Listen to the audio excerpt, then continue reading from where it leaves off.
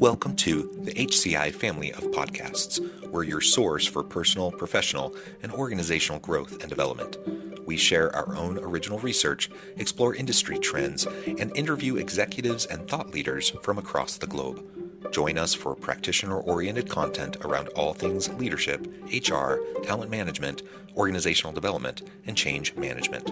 Maximize your personal and organizational potential with the HCI family of podcasts. Dr. Bijoy John, welcome to the conversation today.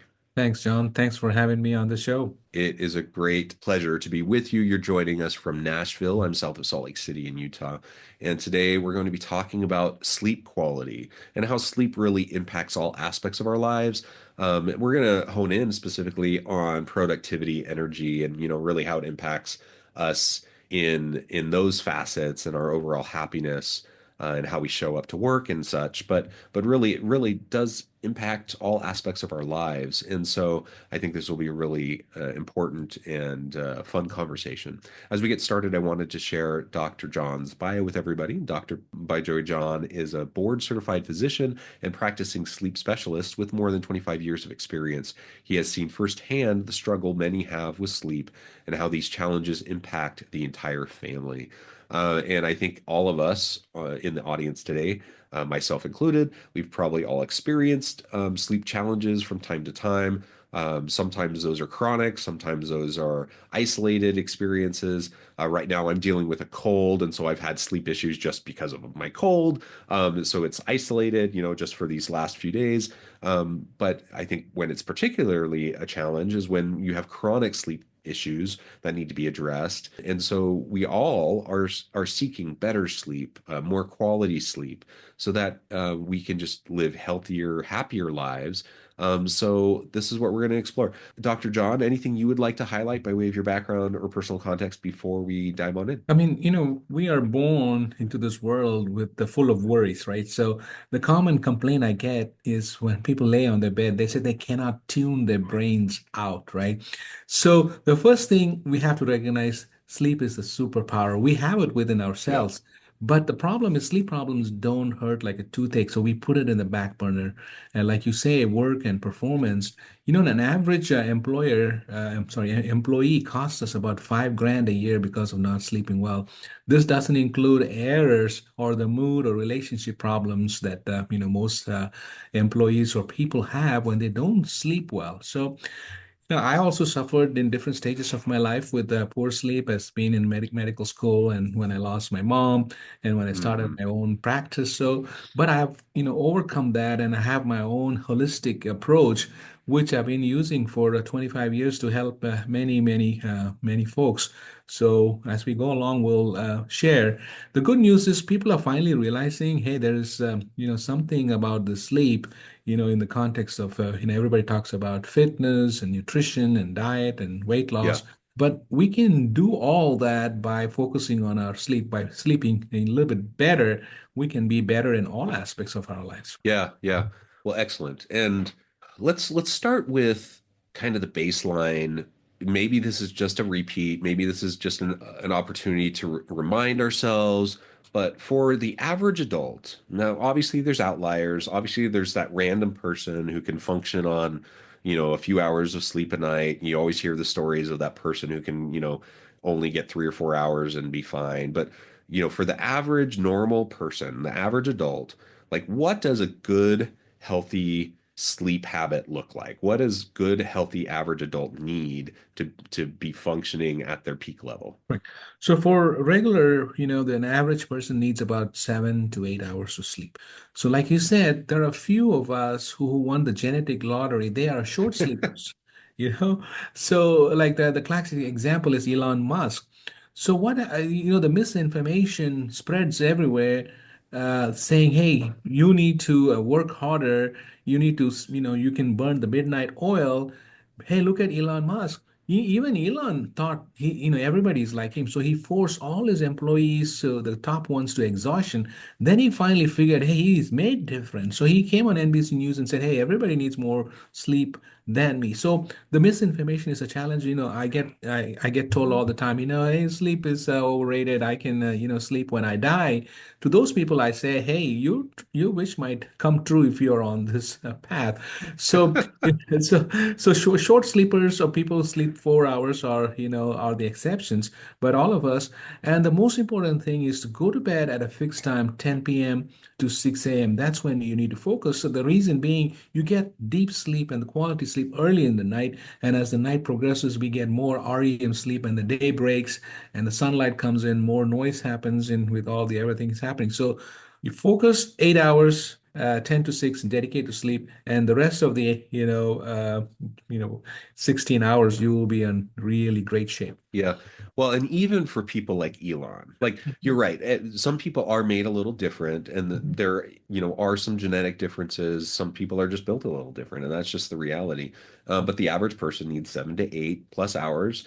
But even people like Elon, I mean, let's get real. The Mhm. guy takes tons of drugs and uses tons of caffeine and that's not healthy. And some people also they supplement with other means to Mhm. to allow them to function on little to no sleep, which nobody thinks is an actually a good idea. So, and it's not healthy, it's not sustainable. So even someone like Elon, I would say, I'm not convinced actually that he can function on little sleep, because of all of the drug use and everything Mhm. else that he does to Keep him try to going. maintain the level of of productivity that he claims to have.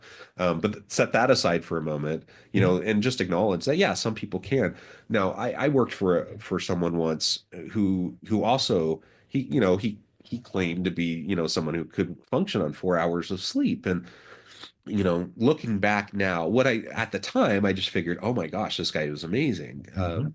And he was kind of the same way. He thought people were lazy. He thought people um, really should be more like him, and so he pushed people hard, and he pushed people to get less and Exhaustion. less sleep, and not to the extent that he did, but to more like even 5 6 hours he pushed as normal. But now, years later, as I look back and I look at his productivity, I look at his habits, and I look at his how he manifests throughout the day. I could easily see patterns of like where he had higher spikes of productivity and where he had lower times where he wasn't as productive, and I could see things where he was dragging. And so the reality is we all do function a little bit differently, and some people who might be able to function on 4 hours of sleep, they probably also need to recharge in some ways. Maybe they need to take a nap in the afternoon, or maybe they need to do something else to be able to recharge. And so, whatever the case may be, we each need to know ourselves, we need to know our bodies, and we need to stay attuned to our bodies so that we can make sure that we're maintaining our overall health. Otherwise, if we're constantly burning the midnight oil, and we're burning the candle on both ends, so to speak, it's not sustainable, and we will burn ourselves out. We will reap the negative health benefits, or negative health outcomes of that. Like it will catch up to us. We will have physical exhaustion, we'll have mental exhaustion. Our productivity levels will go down. Like I think of my own experiences.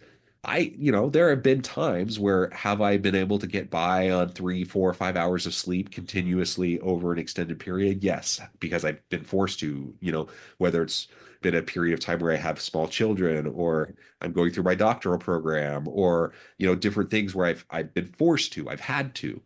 But that said, when I compare my times of like hyper productivity, when I have little sleep compared to when I have regular good sleep, and it's not comparable. Like I can absolutely see a dramatic difference in terms of my own quality of thinking, my quality of creativity, my quality of innovation, my quality of just regular productivity when I'm getting good quality, consistent sleep. There's no question in my mind for myself that that is the case, even though I know that I can function on less sleep for, an extended period of time. And many of us can, but we will eventually have consequences, health consequences. And I know that I will have diminishing returns in my own productivity. It just will happen. Yeah. So the simple, question I ask people, how do you feel in the morning after like 7 or 8 hours of sleep for 2 weeks? You have to, and then if Yeah. you're still tired in the morning, that means either you have a significant sleep debt, or you have a Yeah. sleep disorder, or you have a medical condition that's not affecting medical or even psychological condition that is not helping you to sleep better. So that's a very, very easy question that I ask. So, like you said, people do, I call people who take stuff my celebrity clients. They need something to stay awake, they need something to go to sleep. Most people in the music industry and in the public eye, they are into some kind of uppers and downers to keep them going because, like for example, you take a show, like a concert, it gets over by like 11, and then they have the signing, and all that 12:01, and they have to get ready to move to the next venue. So they are always on the move. So they have to sleep when they have to. They wake up. So it's a challenge, but it is not sustainable for a long periods of time.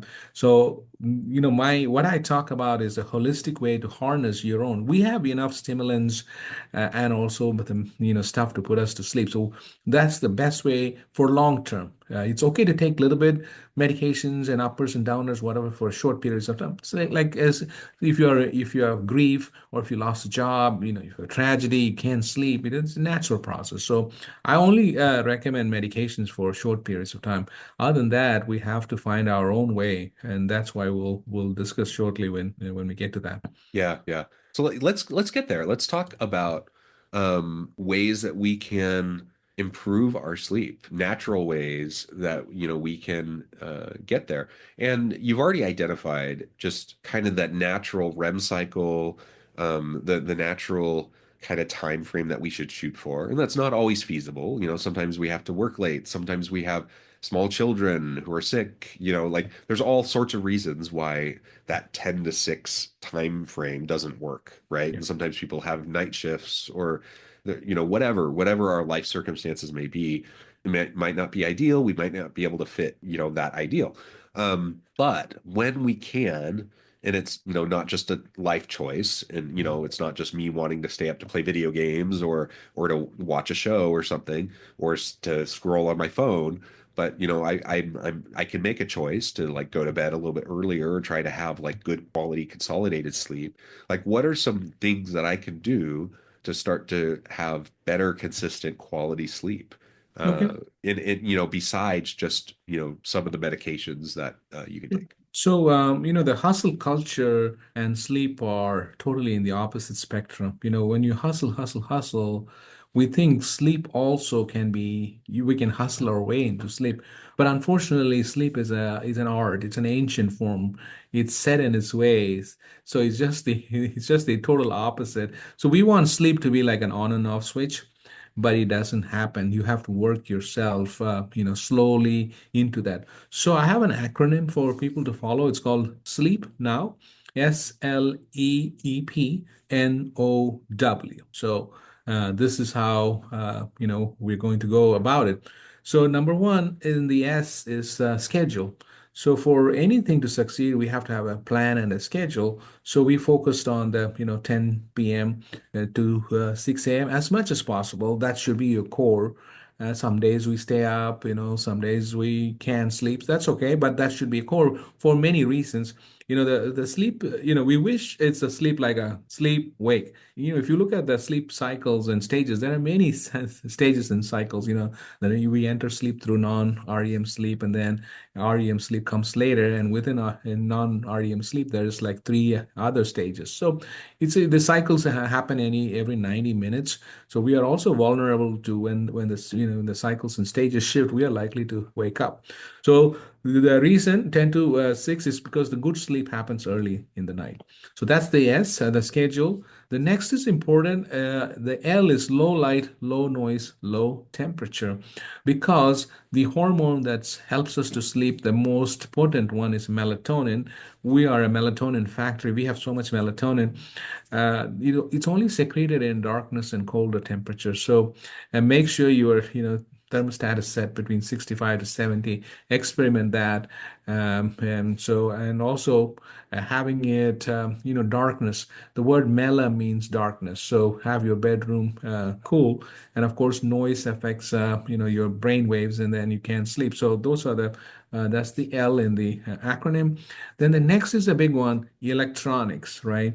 So we are all creatures of our habit. We have brought our electronics into our bedroom, but unfortunately, the light emitting, even whatever kind of filters you have, there's a light that goes into your brain and says, "Hey, you need to wake up," or it's not still. And it's still daytime, so that's a wrong signal it's sending to the brain. Remember, I told you melatonin is only secreted in darkness. So this light from the phone, and also the phone comes with text messages, answers, email, and even in the middle of the night when you wake up, if your phone is closed or your watch is Yeah. closed, you're going to look at the time, and then you're like, "Wow, it's 3 o'clock. Wow, it's only 3 o'clock." So I keep my bedroom a gadget-free zone for many reasons. I set an alarm for the time I have to wake up, and I keep it next, not next to me, but closer to me in my bathroom. So literally, I have to walk there, and I know it's Uh-huh. whatever 6:30 to wake up. So that's the E. The next E is exercise. The exercise generates heat and also endorphins. So what happens? Heat's not good for you to sleep. The melatonin peaks. When the core body temperature drops. So if you're going to exercise, try to exercise at least 3-4 hours prior to going to sleep. The ideal time to exercise is probably in the morning.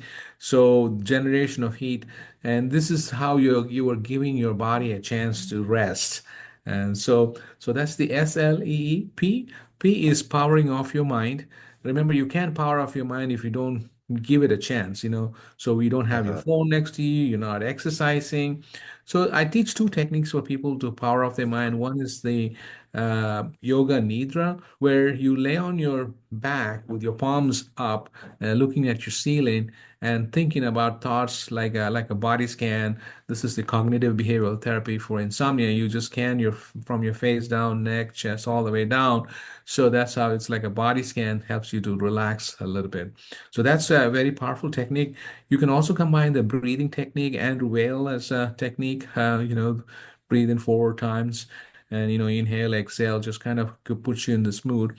And the second technique, this is all my unique techniques that I have incorporated over with 25 years of my experience, is vivid imagination. I've been using this for 25, 30 years myself. So when I lay in bed, I'm not thinking about the reality. I don't think about the bills or the employees or the conflicts. I'm thinking about the last show I saw. I become the director of that show, and I go into my abstract. Within like 2, 3, minutes into it, I'm falling asleep. So that's how you power off your mind.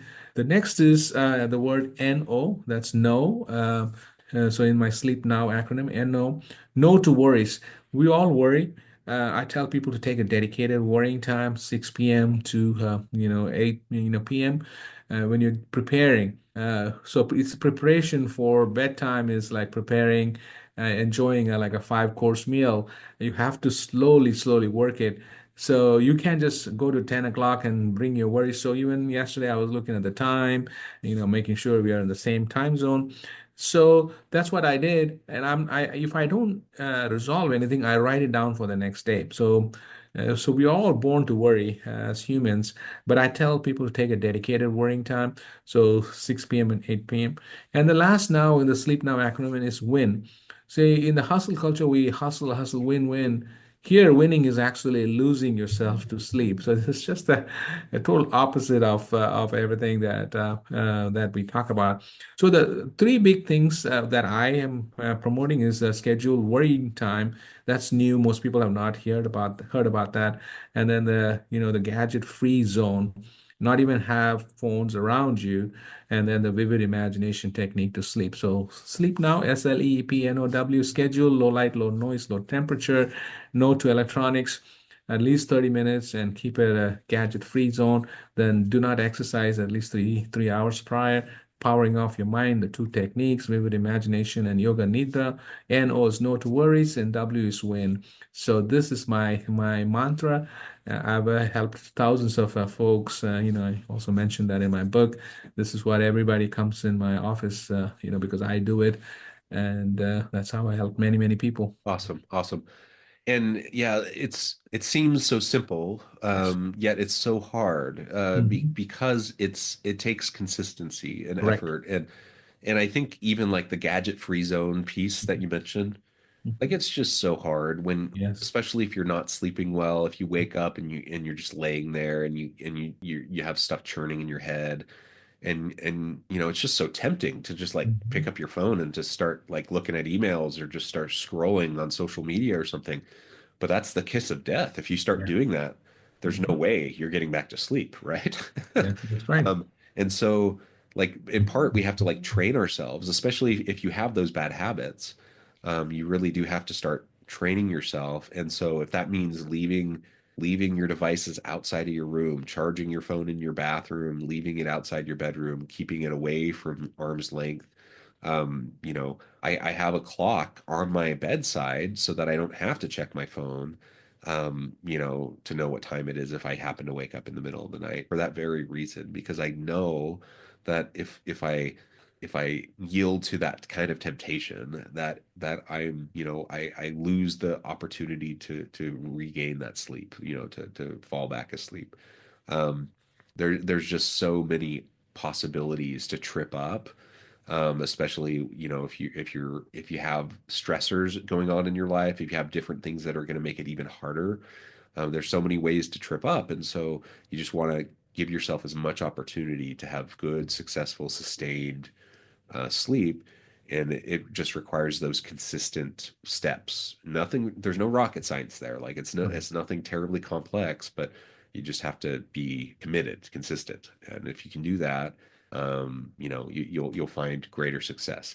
Now, that's not to say that there aren't other legitimate health issues sometimes. Sometimes there's sleep disorders. Mhm. Sometimes there's mental health issues that need to be addressed. Those are different, and those are, in another category. And if you have those issues, those need to also be acknowledged and addressed. And so, we also want to make sure that people recognize that also. But for if we're just talking about someone who kind of just is dealing with normal sleep challenges that everyday people are dealing with, then I think what you're suggesting is absolutely the types of things we need to be doing. And once we do those, we're going to see dramatic differences in our daily lives in terms of our energy levels, our moods, our abilities, our ability to interact with people in more positive ways, our productivity levels, our just energy flow, our ability to just function at a higher level more consistently. That's been one of the biggest things I've noticed for myself is just not only am I able to function throughout the day better generally, but just at a cognitively higher level throughout the day better, which is, super valuable, of course. So, well, Dr. John, this has just been a great conversation. I know at the time and I need to let you go, but before we part ways for today, I wanted to give you a chance to share with the audience how they can connect with you, find out more about your work, and then give us the final word for today. Yes, I mean, once you recognize like the extra 30 minutes or an hour you sleep, if you focus on, you will gain it multifold during the day, right? So Yeah. that's the message. So sleep is our superpower.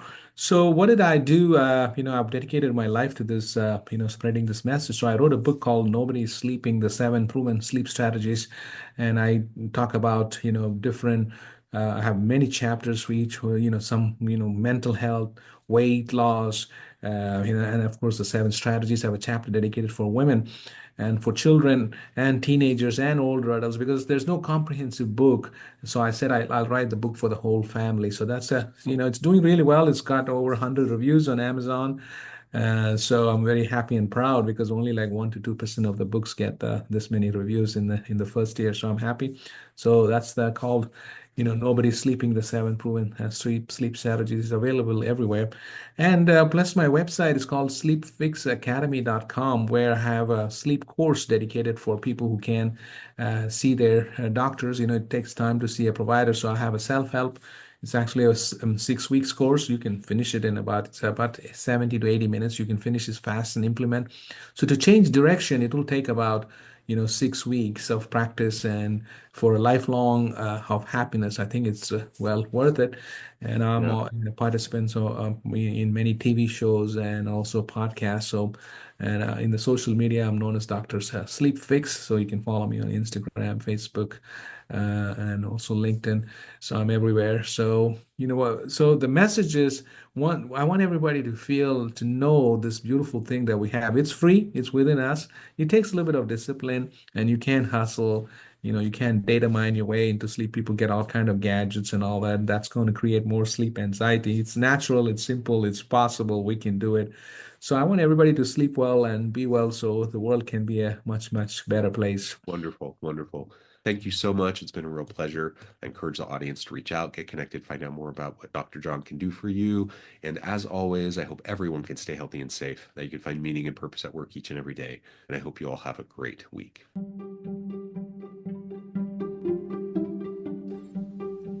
Thanks for joining us for this episode of the podcast. We hope you stay healthy and safe, and please join us again soon.